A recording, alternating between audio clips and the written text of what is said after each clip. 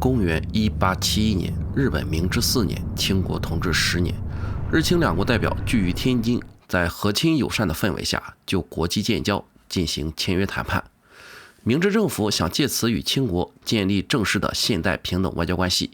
以此来施压中华朝贡体系下的朝鲜开国通商。我都掀开你老大哥的兆头，一起谈笑风生了，你怎么还在低眉含羞呢？而清国领红章，虽然也想通过这次机会与日本统一战线，成为共同抵抗欧美列强的战略同盟，但是迫于国内保守派的压力，还要继续维持以中原天子为中心的中华东亚秩序。即便日本不是藩属国，但是在东亚这一块不可能坦然承认有与天朝上国平等的存在。虽然两国最后还是咬文嚼字、扭扭捏捏各自表述的签约了，但是意义也只能算是了胜于无。外交方向的相悖，谁也不可能得到想要的结果。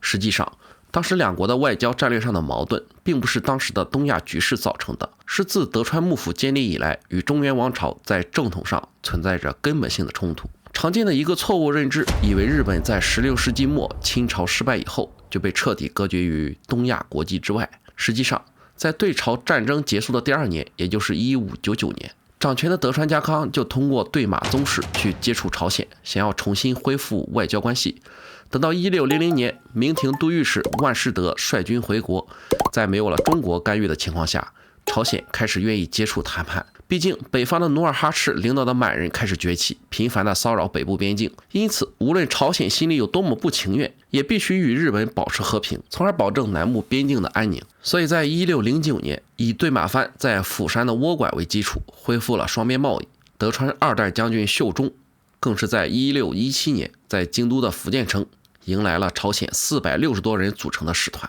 此后每代将军上任，朝鲜都会遣使祝贺。幕府在1627年得知北方满清入侵朝鲜，德川3代将军家光甚至计划出兵帮助朝鲜抗击满清。在此之前，已经特许对马藩主向朝鲜提供武器军火。德川幕府在1639年驱逐葡萄牙人之后，还特意知会朝鲜，说明防范天主教的战略意图，并希望加大两国之间的贸易。在与朝鲜重修旧好的同时，德川幕府同样期望与中国重新建立起贸易关系。可在以中原天子为中心的中华秩序下，所有的问题都是政治问题。想要与中国进行交流贸易，必须要加入朝贡体系，成为藩属国，以臣下的身份尊奉中原皇帝为天子，实行中原王朝的历法，称中原天子的年号，承认中国在东亚国际秩序中的领导地位。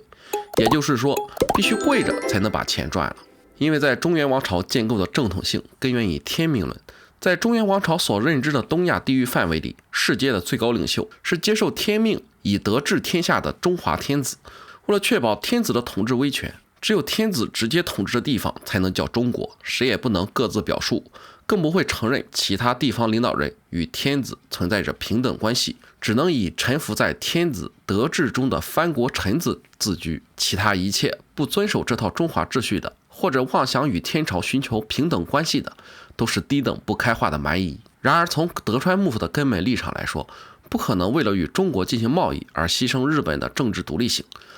幕府将军虽然是日本实际的统治者，但是幕府的正统性却来自于天皇的授权和认证。日本天皇的万世一系与中华天子的上承天命是相互排斥的。而朝鲜对于中华秩序表现积极的根本原因在于，武力政变夺权的李氏王朝的正统性需要站在道德制高点的中华天子来进行背书和认证。可这套中华秩序自1644年明朝覆灭，满清入关，就陷入到了尴尬的境地。正所谓崇祯登天，弘光献鲁，唐卢财宝南隅，达鲁横行中原，此乃华变仪之态也，史称华夷变态。在中华秩序的价值观里，被视为蛮夷的鞑靼人入主中原，成了天命，成了天子。大明昔日的藩属国面对天子变性的秩序颠倒，要么选择出兵反清复明，以正清明秩序，要么选择干脆承认天子剃发盘起了鼠尾辫。可老朱家自己都打没了，藩国出兵也只是送人头，所以就要想办法解决怎么跪下臣服还能依然显得有气节和风骨。这就要充分利用中华犬儒智慧，将外事的压力转化成对内宣传的动力。汉家天子没了，那么自己以后就是中华文明秩序的正统继承人，阴阳还有序，上下还分际。正统危机被巧妙化解，丧事变成了喜事。比如朝鲜对外使用清国的年号，对内就使用崇祯纪元。对于国内北上伐清的骚动，统治者选择建造大报坛来祭祀明皇，缅怀明朝的恩情，用爱来感化。此外，在满清入关以后，朝鲜在给日本的外交文书中也不再使用天子的年号，这也就意味着日本独立于中华秩序之外的自主外交得到了肯定。与朝鲜相对应，更偏远的越南则对内自称为天子，对其他南亚国家自称南国，把清国称为北国，招呼其他南亚小国来自己这里朝贡。而在满清的宣传话术里，明廷君分君，臣分臣，早就失去了天命。满人虽然发迹于关外，但是同样顺应天理，以德治下，自古就是中华文化大家庭里不可分割的一部分，自然满人也有资格成为中华秩序的继承人。而此时的日本虽然自我独立于中华秩序之外，不尊奉中华天子，但是满清入关让日本人又想起了当年元蒙统一中原后对于日本的入侵，于是担心一旦达达蛮夷平定中原，就会来侵犯日本，如果日本边境安全出现了问题，就会影响德川幕府刚刚稳固的统治。于是幕府开始从侧翼支持抗清活动。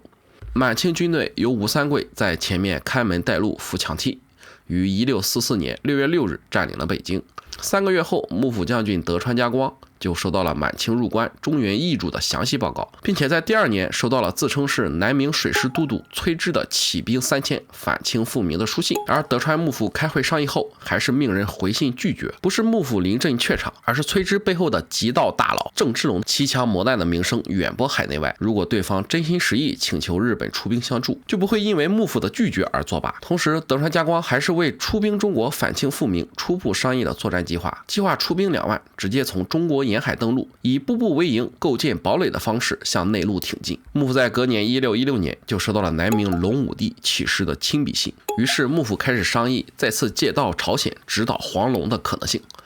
结果还没来得及进行实际的部署和动员，就传来郑芝龙降清、福州沦陷、隆武帝并天的消息。这样一来，幕府就没有了出兵的动力，既没有了南明的接应，也师出无名。虽然日本幕府接下来依然收到过郑芝龙的儿子郑成功写来的启示信，但是根据幕府的情报网络判断出满清统一中国的趋势不可避免，后任将军更希望国内政局的稳定，也就没有了出兵行事的冲动。不过还是通过琉球为南明永历帝提供武器军火的支持，为逃难过来的明朝移民继续提供庇护和优待，甚至在一段时间里禁止梳着满人发辫的中国商人前来日本贸易。到了1673年年底，中原再次陷入到大规模的叛乱中去，也就是吴三桂为首的降将再次叛京的三藩之乱。在得知耿精忠向琉球以及荷兰东印度公司求购火药原料以后，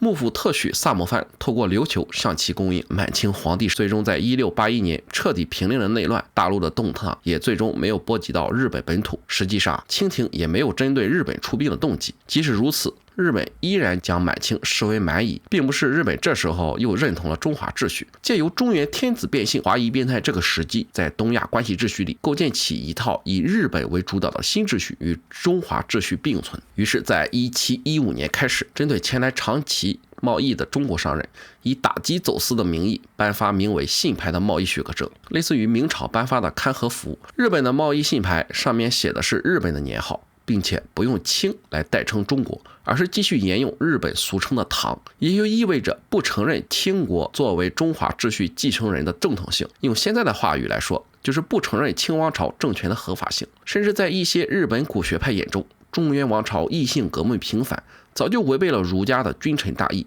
而日本天皇万世一系才是君臣大义最正统的体现。中华之道在神州，日本才有资格称中国。如果中国商人接受日本幕府推行的信牌，也就意味着以日本为中心的新秩序成为既定事实。而中国商人谁管你背后什么战略部署、政治含义，自己就是混口饭吃，别怕我不要，就怕你不给。而清国海关官员得知情况后，立即对归国的商人进行清查和收缴日本的贸易信牌。可在第2年情况却发生了反转，康熙皇帝不仅下令将收缴的信牌还给海商，更出人意料地规定中国海商只允许与日本进行海上贸易，而日本之外的海上贸易被全面禁止。这也就意味着中原王朝接受了日本的信牌贸易制度，中原天子默认了日本主导的另一种关系秩序。那么问题来了，武功无二的康熙帝，面对怼到脸上辱华的日本，不仅没有想要武力屈服，甚至连个严正抗议都没有，就直接弃权默许了呢？幕府想要推行日本主导秩序，根本还是为了巩固天皇大政委任于将军的正统性，通过外交成就来提升幕府的威望，让内部看到幕府将军实至名归。而对于清廷而言，此时西北的草原和北方的匪俄才是重点防御的对象，海贸的利润远远比不上边境海患的威胁，限定只与日本贸易也可以更好管控风险。况且对于武力统一全国的满清，相比较针对外部去维护中华秩序，更紧迫且重要的是针对内部来巩固自己中华文化继承人的身份，才是王朝天命正统性的核心。毕竟中华秩序的基底是中华文化，而秩序体系不过是文化的延伸和体现。因此中国历史上无论是农民起义、权臣篡国，甚至是外族入侵，都可以基于中华文化建立起正统性。也就是说，中华秩序是文化驱动的，不以政权的更替而转移。中原王朝即使在秩序层面做出让步，但是只要保证自己维护中华文化传承的态度依然能够得到肯定，自己作为中华文化继承人的身份依然能够获得认同，自己的统治基础就依然稳固。换句话说，甭管在外面是不是一掐脖子就翻白眼，但是回到家里关起门来，依然可以塑造自己是一个忍辱负重的一家之主。待我从长计议，下盘大棋，必将有一日一招制敌。而日本秩序是现实政治需要驱动的，尊皇是政治协商统一的结果，而不是根本目的。既然利用天皇可以争取最大范围的政治认同，那么继续维护以天皇为中心的秩序体系，政治上也就有更高的灵活度和适应性。所以无论是推翻德川幕府的政权更替，还是取消贵族阶级的社会结构改革，乃至于后来颁布宪法、推行宪政、进行议会选举的国家制度的变革，即使有动荡，但也都能迅速得到控制，维持国家基本稳定向前，能够在保持核心稳定的同时实现制度创新。而中国的文化本位则使任何重大变革都面临着正统性的挑战。1871年中日天津谈判是最能体现两者的本质区别。当欧美各国开始强势进入东亚，中国政权只有选择抵制，并激进地去维护中华文化。而李鸿章虽然想联合日本抗衡西方，又必须对内维护中华文化的正统性，这就让清国难以接受任何冲击传统价值观的变革。但是应对列强的军事威胁，又要必须做出制度上的改革。清廷的每一次进步的尝试，都会遭到内部的质疑和阻挠。日本以天皇为核心的政治架构，对于外来文化反而有更多的包容性。明治维新能够在保持国家认同的基础上，大胆地进行各项现代化改革。1871年的天津谈判，也在某种程度上决定了两国在面对近代化挑战时不同的命运。